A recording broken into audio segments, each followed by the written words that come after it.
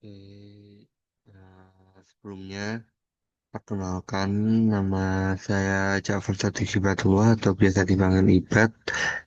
Di sini saya dengan NIM 25-565-422-TK-63771 akan menjelaskan beberapa contoh kasus ya. Di sini ada dua kasus yang akan saya jabarkan dalam bentuk atau dalam model flowchart.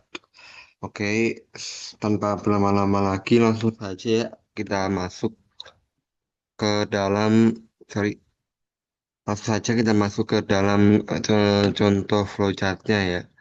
Jadi ada beberapa kasus di sini. Yang pertama tuh ada kasus yang disebut dengan the lost password.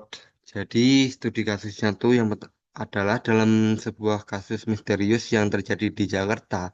Detektif Timothy menemukan sebuah mesin yang dapat membuat kata sandi unik. Nah, mesin tersebut tuh bekerja dengan mengambil sebuah kata, menghilangkan semua huruf vokal, membalikkan semua huruf, kemudian memasukkan kata asci dari huruf pertama dari kata awal di tengah-tengah sandi. Timothy menggunakan mesin tersebut dan mencoba beberapa kata dengan hasil berikut: banana, Jakarta, Tangerang. Satu hari Timothy mendapatkan kertas berisi NM 71 RG yang dibuat dari mesin tersebut. Jika mesin hanya bekerja secara satu arah, bagaimana sih Timothy mendapatkan kata hasil berdasarkan kata sandi yang ditemukan dan apa saja kemungkinan kata yang didapat dari kata tersebut? Clue, kata asli merupakan kata bahasa Inggris. Oke, kita bedah satu-satu dalam bentuk flowchart. Yang pertama adalah dalam logikanya tuh gini, sesuai mesin bekerja. Nah, pertama adalah mengambil suatu kata. Kata di sini adalah NM71RG. Bentar, pennya mana ya pen? Nah, NM71RG yang mana kata ini kita masukkan dalam input ini. Input kata ini selanjutnya adalah menghilangkan semua huruf vokal di mana huruf vokalnya ini adalah nggak ada. Jadi langsung saja masuk ke clue ketiga yakni membalikkan kata. Dalam membalikkan kata jadi GR17NM. GR17NM. Nah, dalam flowchart ini setelah menghapus atau membalikkan kata adalah menghapus angka. Jadi apakah angkanya masih ada? Tidak ada, jika tidak bisa lanjut ke tahap selanjutnya.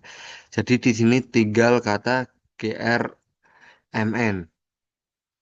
Nah, GRMN itu apa dalam kata bahasa Inggris? Ada beberapa kata dalam bahasa Inggris ya, salah satunya adalah Jerman.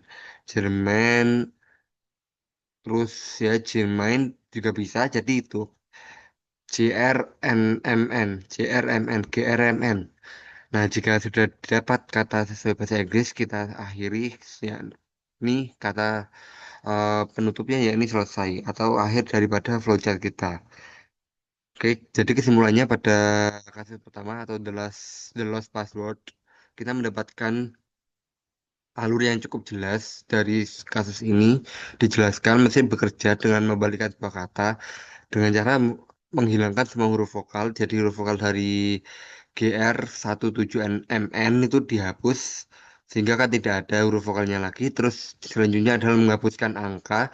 Jika sudah menghapuskan angka, maka lanjut lagi ke dalam kemungkinan huruf vokal dengan bahasa Inggris. Jadi GRMN itu dicari dalam kamus dan didapatkan beberapa kosakata gitu.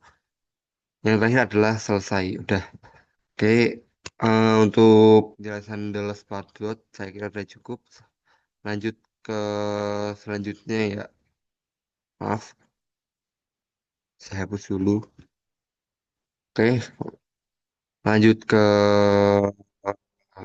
selanjutnya mungkin slide selanjutnya adalah kasus kedua adalah OP Traffic Light. Jadi di kasus kedua ini eh, agak rumit sebenarnya. Saya akan jelaskan seringkas mungkin logikanya. Jadi dimulai dari persoalannya. Jadi itu Nabila bekerja di Dinas Perhubungan Daerah Istimewa Yogyakarta, sorry, Dinas Perhubungan Daerah Istimewa Yogyakarta. Nah, pada suatu hari, daerah Merican akan mengadakan satu festival besar untuk mengatur lalu lintas. Nabila ingin memasang apel spesial di persimpangan dekat festival dengan urutan hijau, kuning, merah. Terus balik lagi ke awal tadi, yakni ke hijau. Oke, pada suatu hal, apel tersebut tidak dimulai dari lampu hijau, tapi di lampu warna lain dan siklus bekerja seperti normal setelah itu.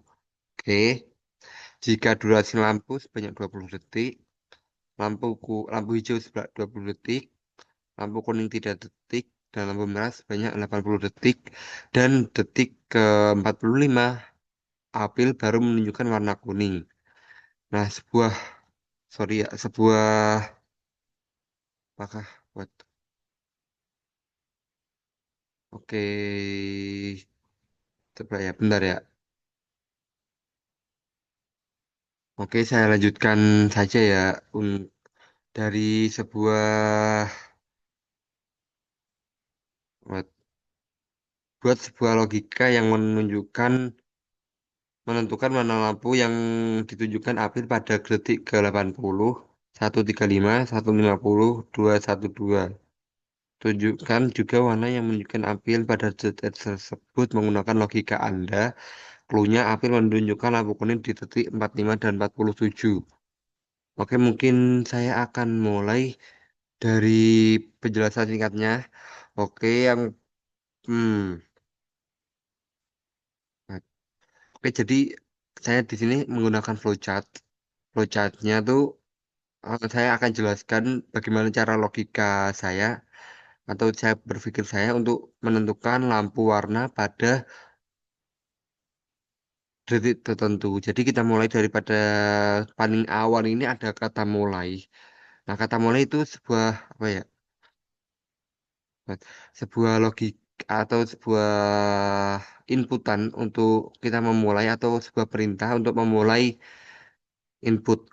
Selanjutnya adalah masukkan waktu pada detik T di kotak input T. Nah, detik T adalah waktu tertentu yang ingin kita ketahui apakah saat itu lampu yang menyala warna kuning, hijau, atau merah.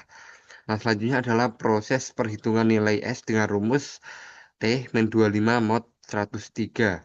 Nah, kenapa T min 25? Karena tuh berdasarkan informasi awal, siklus lampu tidak dimulai pada detik 0, akan tetapi pada detik ke 25. Oke, selanjutnya, jadi kita perlu menggeser perhitungan supaya siklus benar-benar sesuai dengan urutan lampu yang normal, yaitu hijau, kuning, merah. Sedangkan modulo 103 digunakan karena siklus lampu yang berlangsung selama 103 detik. Jadi 83 tambah 80, 20 tambah 3, jadi hasilnya 103. Hmm, oke. Dengan modulo ini atau dengan mod ini, berapapun nilai T yang kita masukkan, sistem akan selalu mengulang perhitungan ke dalam rentang nol. Oke.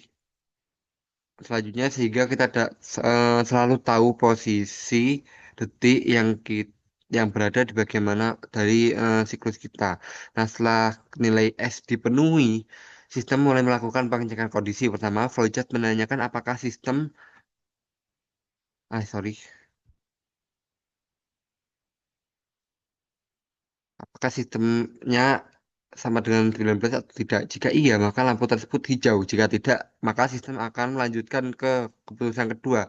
Setelah diperiksa apakah sistemnya atau nilai S-nya lebih dari 22. Jika rentangnya 20 sampai 22, maka lampu kuning. Jika tidak atau kurang dari 20, lebih dari 22, maka lampunya merah. Nah, dengan logika ini kita dapat mengecek warna lampu dari mana saja. Contohnya pada detik 80, kita hitung 80 dikurangi 25 mod 105, 103. Jadi hasilnya 55. Karena 55 besar dari 22, maka lampu yang menyala adalah lampu merah. Oke. Oh, kita lanjut lagi yang detik 135, jadi 80 ini merah, 135 adalah 7 karena 7 berada rentang 0 sampai 19, maka lampu yang menyala adalah hijau. Begitu juga untuk detik ke 150 dan 212. Kita ketahui nilai S-nya adalah 22 dan di batas kuningnya itu adalah 22, maka nilai 150 adalah kuning, sedangkan pada nilai 212 adalah merah. Jadi kesimpulannya pada nilai 80 itu adalah merah, 212 merah, 150 adalah kuning, sedangkan 135 adalah hijau. Nah, kesimpulannya apa sih? Kesimpulannya tuh, flowchart ini bekerja dengan prinsip siklus dan pengecekan kondisi berurutan. Jadi sesuai urutan, tidak ngawur. Terus pertama pada detik T dipetakan ke dalam siklus 103 detik. Kedua sistem mengecek apakah posisi S masih termasuk hijau, kuning, atau merah. Begitu juga kita dapat atau kita bisa dengan mudah mengetahui warna apel pada waktu tertentu. Jadi kesimpulannya flowchart ini adalah memudahkan kita untuk mengetahui apakah ini masuk atau perhitungan ini ke dalam apa ya, ke dalam bagian yang mana berdasarkan spesifikasi atau berdasarkan nilai-nilai yang telah kita peroleh. Oke, mungkin sekian penjelasan dari saya. Kurang lebihnya mohon maaf. Apabila banyak salah, boleh dikoreksi, dan apabila ada pertanyaan boleh langsung ke dalam kolom chat. Oke, terima kasih. Kurang lebihnya mohon maaf. Wassalamualaikum warahmatullahi wabarakatuh.